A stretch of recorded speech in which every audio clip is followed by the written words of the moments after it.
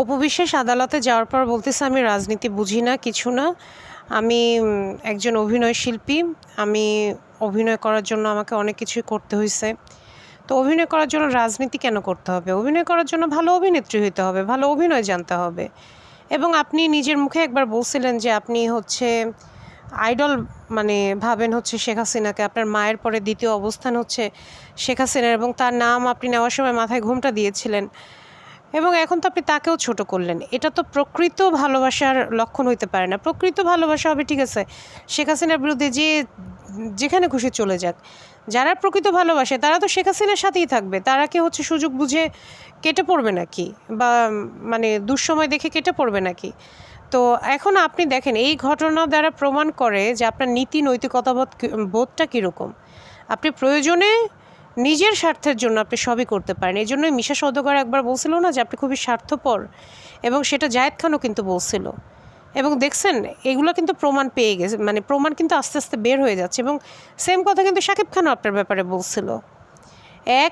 মানে বুবলির বিরুদ্ধে আপনি সবসময় নেগেটিভ কথা বলেন, এবং শাকিব খানও কয়েকবার বলছে, যেটা কেউই ভালোভাবে নেয় না। কিন্তু আপনার সম্পর্কে তো এখন দেশের সাধারণ মানুষ থেকে শুরু করে সবাই আপনার ব্যাপারে খারাপ কথা বলে।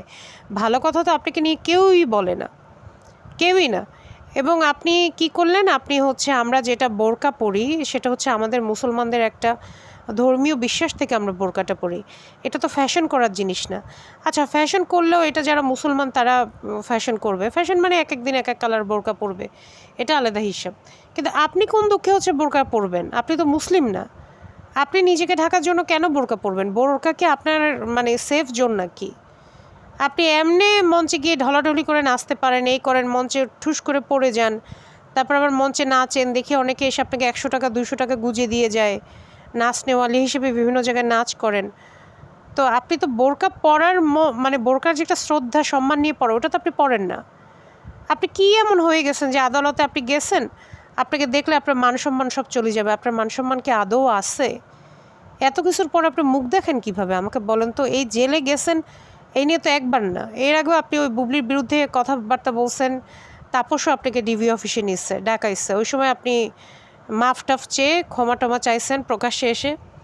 ক্ষমা চাওয়ার পরে আবার 2 দিন পরে গিয়ে আপনি রাইজিং বিডিতে অমুক চ্যানেল তমুক চ্যানেলে গিয়ে আবারও সেই তাপস বুবলির প্রসঙ্গ টেনে এনে কথা বলছেন। মানে আপনার তো লজ্জাও নাই কোনো, আপনার তো কোনো লজ্জাও নাই। এখন দেখেন বুবলির কিছু হয়েছে? বুবলির আদৌ কিছু হয়েছে? কিছুই কিন্তু হয় নাই। কিন্তু এই আপনার অতিরিক্ত তেলবাজির কারণে আপনি সময়ে সময় হচ্ছে রং পাল্টান। এটাকে ইসলামের ভাষায় বলে মুনাফিক। এবং হচ্ছে আপনি গিরগিটির মতো রং পাল্টান। আপনি আজীবন শাকিব খান তার ফ্যামিলির দুর্নাম করে গেলেন। যখন দেখছেন যে বুবলির সাথে বিয়ে হয়ে গেছে শাকিব খানের, অমনি আপনি এখন শাকিব খানের সাথে কেমনে ক্লোজ হওয়া যায় সেই ধান্দায় আছেন, এবং সেটাই করতেছেন। আপনার কোনো না আছে ব্যক্তিত্ব, না আছে রুচি, কিছুই নেই আপনার। আপনি কেন আসেন এখনও মিডিয়াতে? কীভাবে মুখ দেখান? আপনাকে একটু বিব্রতও লাগে না? আপনার কি টাকা পয়সার অভাব?